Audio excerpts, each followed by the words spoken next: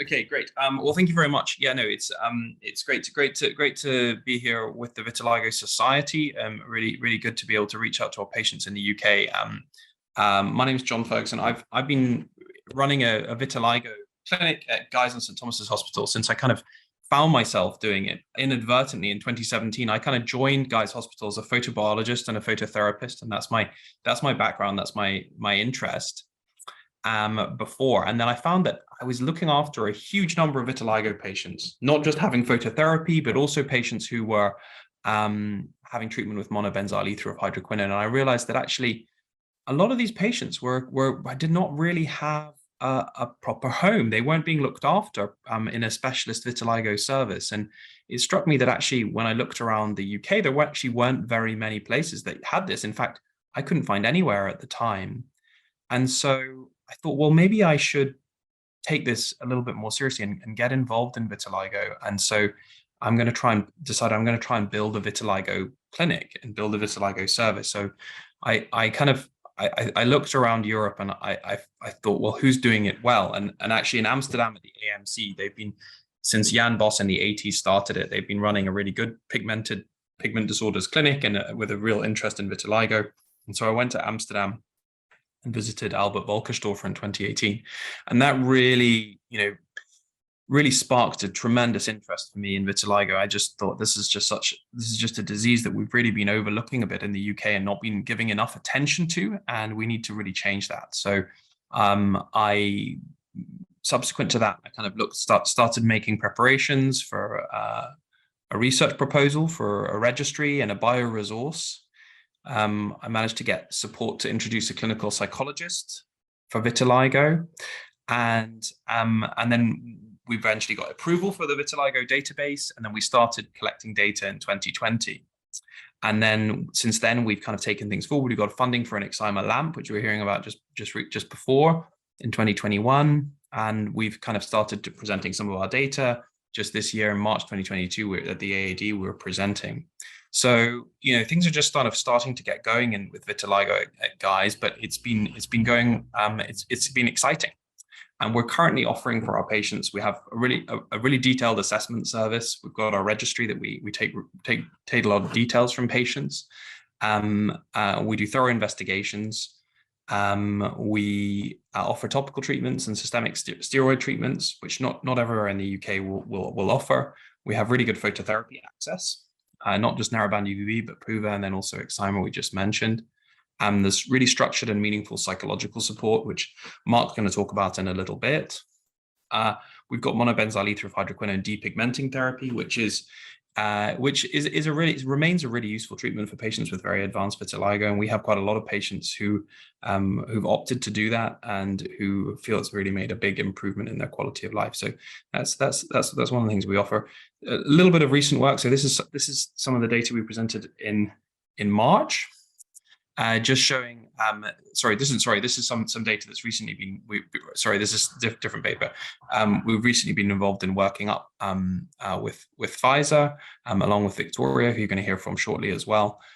This just shows the risk of skin cancer in vitiligo patients. And I'm not sure whether John touched on this, but for a long time, since the 70s, people have been worried that vitiligo patients are at extra risk of skin cancer, and that, particularly melanoma. And in actual fact, what's interesting is that when you look at a large cohort of patients, and this is 15,000 patients taken from a huge GP practice database, 700 GP practices and 60,000 controls, it turns out that in actual fact, patients have a considerably reduced risk of new incident skin cancer over a 10-year period. And actually, when you look at melanoma, the reduction in risk is about 60% reduction.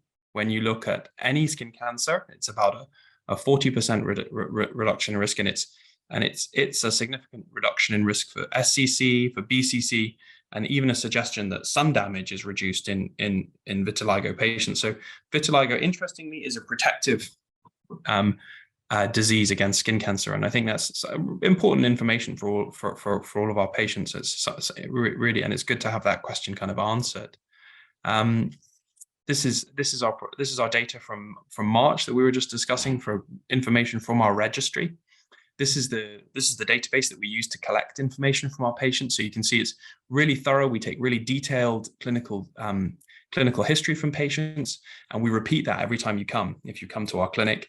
And so we're really building an incredibly detailed model of vitiligo patients, how they respond to treatment, what treatments they're on, their background, their family history, their personal history, the medications, and how their vitiligo changes with time. And the idea about this is kind of difficult slide to maybe for everyone to understand, but the idea around this is that this is the outcome of a model of vitiligo response. So response of 50% improvement in your vitiligo, whether you've got a body surface area of whatever it is, if it improves by 50%, that's taken as a good outcome. And then what we're trying to do is try and understand what are the factors from our database that we have in the data that we've collected so far that make it more likely for you to get that outcome of 50% improvement. Well, so far with the small number of patients that we've collected so far in like a year, we found that narrowband UVB, if you're having narrowband UVB treatment, that gives you a really increased likelihood of improvement. And the opposite, if you've stopped having phototherapy, it means that you're much more likely to deteriorate. Similarly, facial involvement makes it much more likely for you to have an improvement in your vitiligo. And if you have the rest of your body improvement, it's less likely that you'll have a 50% improvement. So that's commensurate with everything we know about vitiligo. Facial vitiligo tends to improve much more than body vitiligo. So, and what's the point of having this system? Well, over time, as the data set grows and the information we get, we'll be able to understand better what treatments are associated with better outcomes. So we'll be able to look and say, well, from our database, which are the treatments that are most likely to lead to an improvement? So it's a way of trying to understand what the best treatments are. And then also, what about other traits? Are there any traits that, if you have a family history of thyroid disease, or if you've got more than 2 family members with vitiligo, does that have an impact on how likely you are to deteriorate or to do well, or to improve with specific medications? So it's a kind of trying to build a predictive model of vitiligo that should help us with personalizing patients' treatment so that we can offer the right treatments to the right patients. So hopefully it'll be really exciting and clinically valuable in time. And hopefully eventually we'll also be able to work out, what genetics are associated with good outcomes from patients when we're able to collect data from cheek swabs and get information about the individual genetics of different patients. So we're heading off to Bangalore in December, so we're looking forward to that. And my colleague Rachel Carafello, who's a junior master's student in psychology, who's just been studying our stigma data from our registry, because we collect information about how stigmatized patients feel with their vitiligo. She's going to be talking a bit about that. That's very exciting, interesting findings that from her research, which I'm not going to go into in detail here, but because it's just brand new and she's about to present it in a week. But yeah, really interesting and exciting to kind of have a really detailed insight into how stigma relates to the impact that vitiligo has. It turns out it's a really important predicting factor for how people feel about their vitiligo. So what are we going to be doing in the future? Well, at St. John's, we've got a drug trial that we're due to start next year with Pfizer. This is probably, John may have mentioned, ritlecitinib is an oral JAK inhibitor. So hopefully we'll be able to recruit some patients to that. That's exciting. We're looking forward to trying to develop melanocyte keratocyte transfer procedures for segmental vitiligo. I'm not aware of anyone else offering this in the UK at the moment, so we're hoping to offer that. We've got plans to develop cosmetic camouflage support properly in the clinic. At the moment, we use a lot of generic cosmetic camouflage support, which is good, but it would be great to have it, specifically for our clinic. We have plans to develop a PhD, not just for understanding the transcriptomics of vitiligo with my colleague Magnus Lynch, pictured here, but also perhaps for understanding the genetics in the background with other colleagues at KCL, and perhaps a PhD in psychology, trying to understand, trying to build an intervention designed to support vitiligo patients specifically. And with that in mind, it's appropriate to introduce Mark Turner, who's our lead clinical psychologist in dermatology and who is a huge support to me in the vitiligo clinic. He offers huge benefits to patients, and it's often pointed out, when we're dealing with patients that stress, is a big trigger for vitiligo. And a lot of patients tell us, oh, this happened or this happened, and then, my vitiligo came up, a bereavement or sometimes an injury or, often quite majorly stressful events can trigger the vitiligo.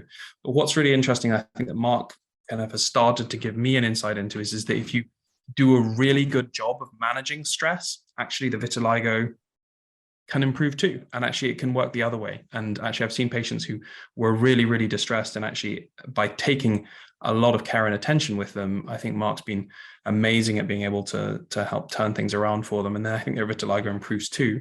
So yeah, we're just that's pretty much all I was going to say today. But I wanted to thank everyone, and also just point to this podcast. You can find this on Spotify. This is from the St. John's Derm Academy, which we offer. This is for public consumption. You can find this on Spotify or on Apple Podcasts. Vitiligo, an introduction to vitiligo, in the St. John's Derm Academy podcast. So if you search that and you want to hear more about vitiligo and more from me talking about vitiligo, there are 2 episodes there. They're both about half an hour long. So yeah, feel free to go and check those out. Okay, so Mark, I'm gonna hand over to you. Perhaps you can talk a little bit about psychology and vitiligo and give everyone an insight into what you've found about vitiligo patients. Yeah, so I've been working with yourself, Dr. Ferguson, now for a few years, and all the psychological assessments and treatments that I offer vitiligo patients goes alongside your treatment. So it's part of multidisciplinary care, and it's really interesting because what I find is that a lot of patients with vitiligo, when they come to see me, it's very clear from their stories or their journeys with their vitiligo that, and of course I meet the patients that are the most distressed by their vitiligo. I think that's important to point out. The narrative that our patients give us is that their vitiligo starts to control their life, and whilst their vitiligo is visible or whilst it's progressing, their quality of life starts to suffer more and more, and how they spend their time becomes more controlled by their vitiligo than by their personal choice, personal goals.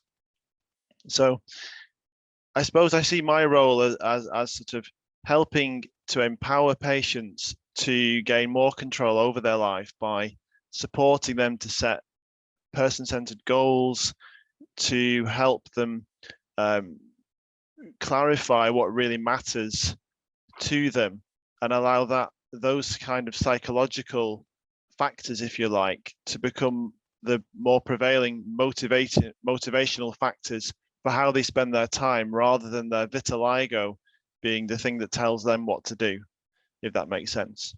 And yeah, we do get some really promising patient outcomes from psychology with vitiligo patients, and yeah, we've done some research recently with a master's student, and that sort of, without saying too much about it, because as Dr. Ferguson said, our student Rachel will be presenting in Bangalore soon.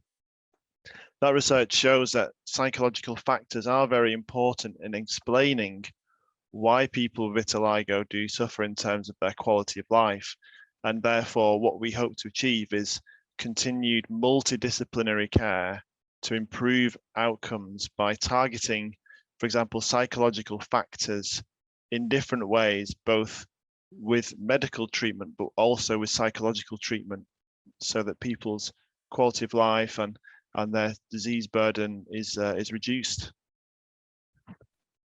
Absolutely. No, it's a very interesting, this idea that Rachel's been putting forward, and well, I don't think we'll spoil her presentation in Bangalore if we just give the most key point, which is really that from her analysis of our patients, the strongest factor in terms of impact for patients and on how they felt about their vitiligo, their depression levels, their anxiety, their vitiligo impact scores that we collect, the beyond the extent of the vitiligo, how things were how even things like how active their vitiligo was, none of those things had the same impact as stigma. and stigma is a huge factor. And the stigma scale that we used was actually supported by the Vitiligo Society. So we're very grateful to them for paying for us to use that scale. But it's been really interesting because I think everyone's aware of stigma and vitiligo as being a big factor in why the disease is so problematic for patients. But what I hadn't really necessarily expected or appreciated was that actually it's a key factor in terms of, and if a patient doesn't feel any stigma, they almost certainly will have a low disease burden in terms of how the psychological morbidity and how it makes them feel. But if they feel high levels of stigma, that's makes it much more impactful. And it's just important to sort of keep that in mind. It sits along with the background of the patient, where they're from, what their family attitude towards the disease is, and all of these things all kind of sit together. And we just have to remember when we're treating patients, it's not just about the extent of the disease, it's also what's the background that what's populating their mind in terms of how they feel about this, and what are the influencing factors that kind of drive them to feel one way or another about their vitiligo. So it's been really interesting, and I think the idea of targeting that directly seems like a really important one that I think is not being done elsewhere. So it's really exciting. So I don't know whether anyone has any questions. Well, firstly, thank you both, John and Mark, for that presentation. It certainly resonated with me personally from my experience with vitiligo, and I can see that we've got lots of questions in the chat. It's absolutely lit up. So can you guys see the Q&A, the little button on the bottom? Oh, yeah. So if possible, if you just maybe dive in, if you just sort of do what Dr. Harris did and sort of read out the question and then maybe answer. Okay, well, shall we? I'll go through and shall we see? So I'll read out. So anonymous attendee says, "Hello, any medication available in the UK? How can we be part of any study?" Okay, well, yeah. So the medications that a lot of the things that John mentioned in terms of JAK inhibitors and things like that, those things are not available in the UK yet. And Incyte and Pfizer and these companies are all working towards getting licenses, probably first of all in Europe and then later in the UK. That process is reasonably long, and because of the cost of drugs like ruxolitinib, I suspect it's also going to be a little bit delayed, because there's going to be some negotiations with NICE and these groups over a cream that costs $3,000 for 60 grams. There's going to be some negotiations involved there if people are going to be prescribing on the NHS, particularly in this financial climate. So that's a little bit of a way off. But other than that, all the other treatments that we mentioned, protopic, oral steroids, topical steroids, phototherapy, these things are all available. And some things we're hoping are going to start to become more available in time, like melanocyte keratocyte transfer procedures for mostly segmental vitiligo and maybe for some other patients too. So we're hoping to build on that. Taking part in a study, you need to have been referred to Guy's Vitiligo clinic in order to take part in the study, and the numbers involved in the number of patients that we're able to recruit is always reasonably limited, but we're very grateful to any patients who are interested. Okay, so anonymous attendee number 2. So I've had vitiligo for 20 years or so. I was forced by my local GP to visit a dermatologist. I was hesitant because of past experience. I knew more than they did regarding past treatments. However, I went ahead to my appointment, which only lasted 15 minutes, was a waste of time and travel money. It's so disappointing they can't post a specialist like you.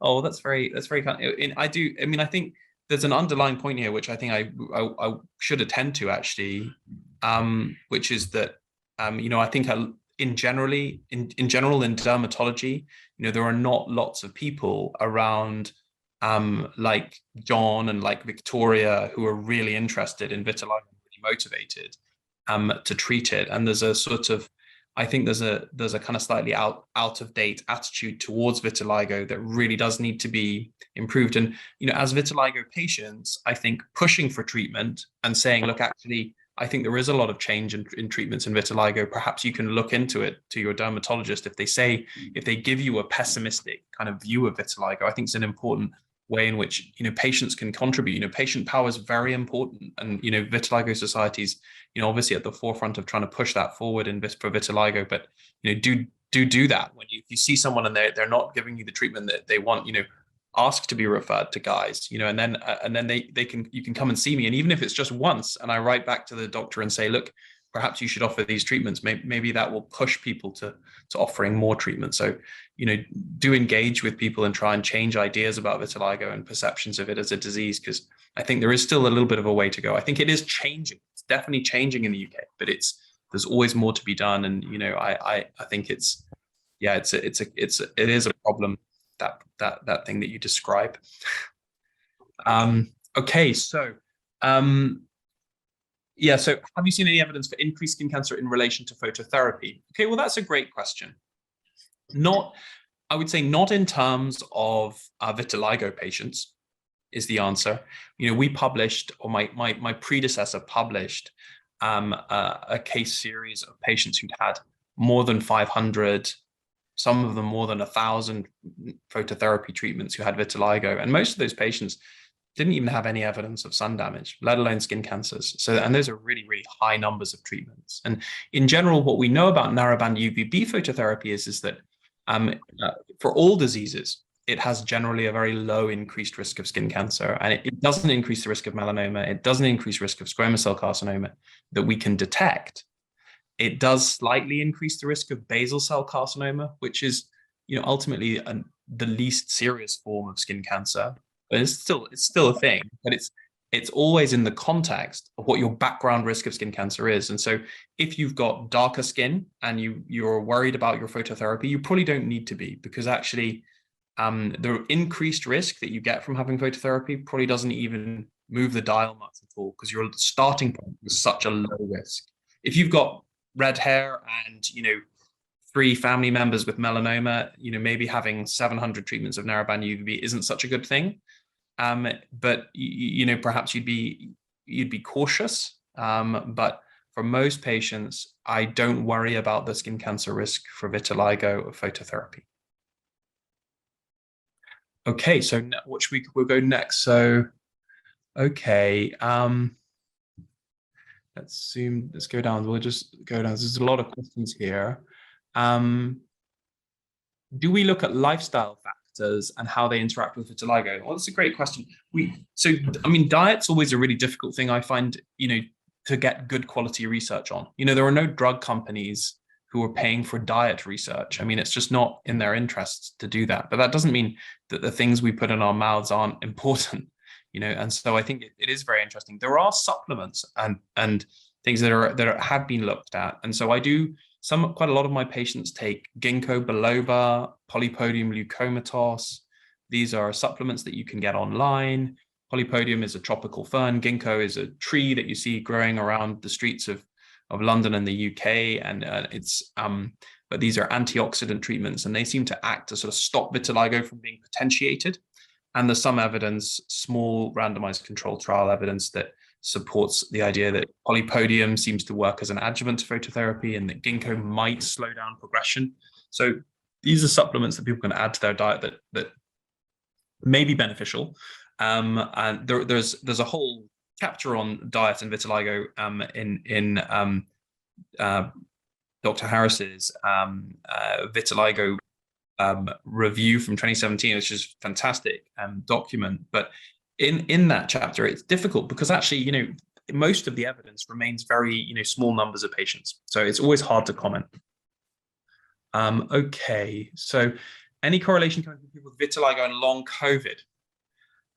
So COVID and vitiligo is interesting. I've had quite a lot of patients coming to see me say, oh, my vitiligo flared after my coronavirus infection. It really went nuts. Or my vitiligo flared after my vaccination. And some people saying, with those stories. I think, unfortunately, the same is true for lots of other conditions as well. I don't know what it means, but I suspect that stimulating your immune system in any way with a vaccine or an infection, can sometimes trigger an autoimmune response, because that's, as your immune system kind of starts to get revved up, it can get revved up across the board. It's a bit like if we go back to John's absolutely wonderful analogy of the lights in the house. If you think of it of an immune activity like getting an infection as being like a power surge, then all the lights can kind of start flickering and going nuts, and bulbs can blow, and all sorts of stuff can happen if you have a power surge like a coronavirus infection. So maybe that's one way of thinking about what happens when you get these infections or vaccinations and those kinds of things going on. So interesting. So yeah, certainly people have mentioned COVID and vitiligo. Okay. Right. So I'm just looking to see, are there any questions for you, Mark? I feel like, can you see anything, Mark, that specifically? Well, I mean, there was a question about sort of diet and exercise, and perhaps a slightly different take on that response is to just to put the more sort of quality of life angle on that, and say that people's lives do become impacted, and people start to avoid public places, they start to avoid things that they want to do that might include physical activity or exercise, and you know, sort of accessing more like public places, regaining contact with friends, perhaps going back to the gym, something like that. They can become goals that people set as part of therapy. Yeah, that's a really great point. Yeah, patients often decide against doing these things. I have a lot of patients talk about swimming, other activities, things that people have stopped doing, and actually setting those as goals to restart will be great for not just building confidence, but also probably managing stress, and may well actually improve the vitiligo too as a result. So I think, yeah, that's really well observed. So this is an interesting question, might be relevant to you, Mark. So a question, really interesting to hear about the reduced risk of skin cancer. We're very vigilant with sun cream. So do we need to be careful? Yeah, so the sunscreen's creating a bit of stigma for the patient. Yeah, for the sun. Thank you, Lou, for that question. Look, I think it's a really good point. You know, sometimes the treatments are a source of stigma. Same thing with phototherapy. It's taking a lot of time out of school. It's really stressful.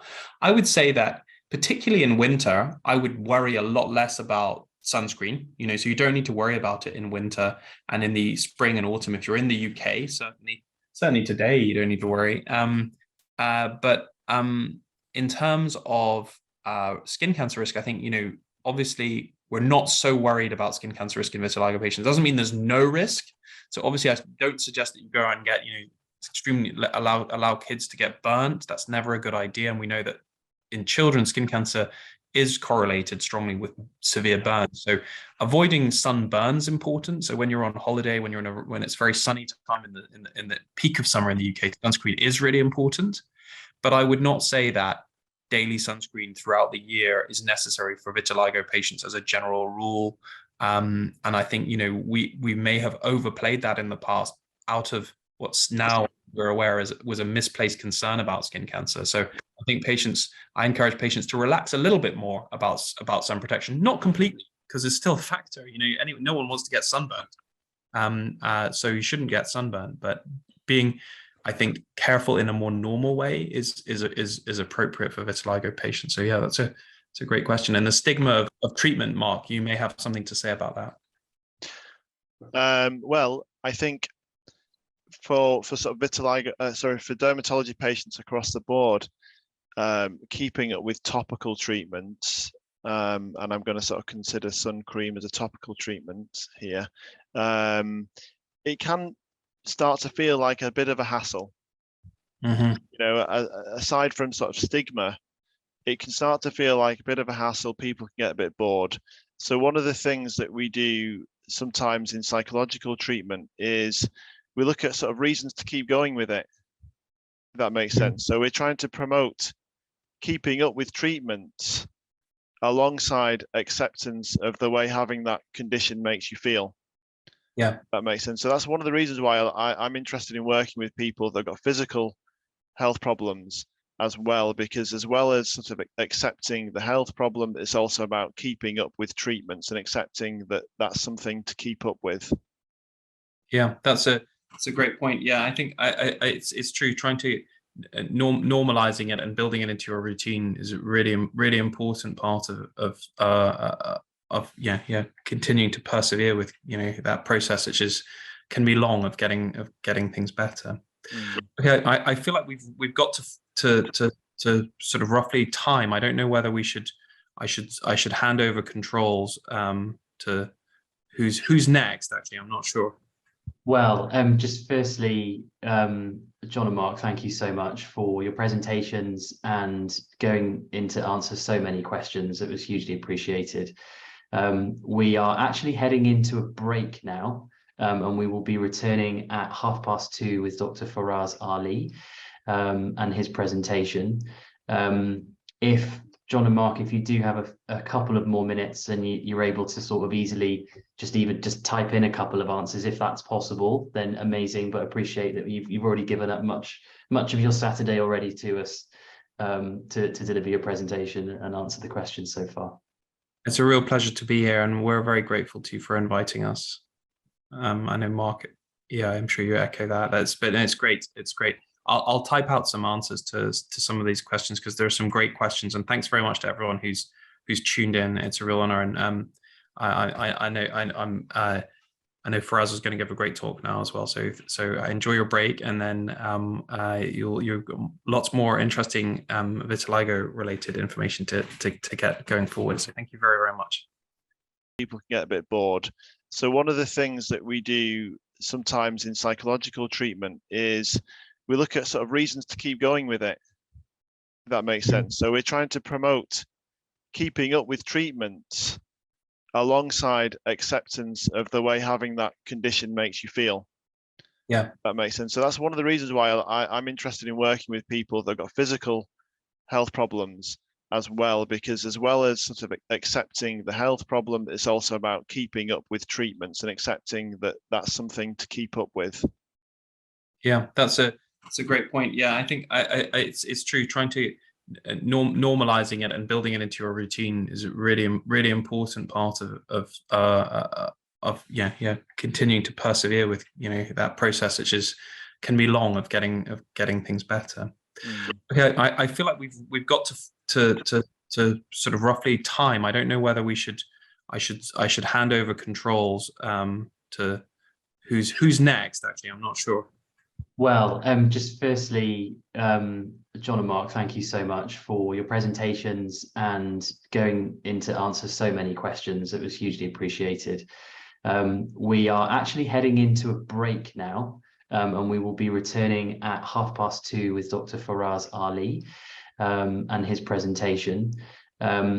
If John and Mark, if you do have a couple of more minutes and you're able to sort of easily just type in a couple of answers, if that's possible, then amazing. But appreciate that you've already given up much of your Saturday already to us to deliver your presentation and answer the questions so far. It's a real pleasure to be here, and we're very grateful to you for inviting us. I know Mark, yeah, I'm sure you echo that. It's great. It's great. I'll type out some answers to some of these questions because there are some great questions, and thanks very much to everyone who's tuned in. It's a real honor, and I know Faraz is going to give a great talk now as well. So enjoy your break, and then you'll lots more interesting vitiligo related information to get going forward. So thank you very, very much.